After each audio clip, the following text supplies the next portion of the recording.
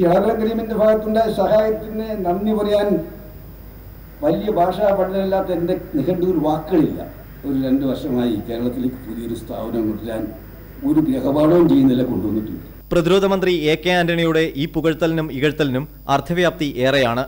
കഴിഞ്ഞ ഇടതു സർക്കാരിനെ താരതമ്യം ചെയ്തുകൊണ്ടാണ് എ.കെ. ആന്റണി UDF സർക്കാരിനെ കടുത്ത ഭാഷയിൽ വിമർശിച്ചത്. കഴിഞ്ഞ സർക്കാരിന്റെ കാലത്തുണ്ടായിരുന്ന വികസന അന്തരീക്ഷം നിലവിൽ സംസ്ഥാനത്തില്ല എന്നാണ് കേരളത്തിലെ തലമുതിർന്ന കോൺഗ്രസ് നേതാവ് കൂടിയായ ആന്റണി പറഞ്ഞു വെച്ചിരിക്കുന്നത്. നിലവിൽ സംസ്ഥാനത്തെ കോൺഗ്രസിൽ രൂപപ്പെട്ട ഗ്രൂപ്പ് പോലും UDF-ലെ അഭിപ്രായ ഭിന്നതകളും തന്നെയാണ് കേരളത്തിലെ കാലാവസ്ഥ മോശമായെന്ന ആന്റണിയുടെ പ്രതികരണത്തിന് കാരണമായതെന്നും വ്യക്തം.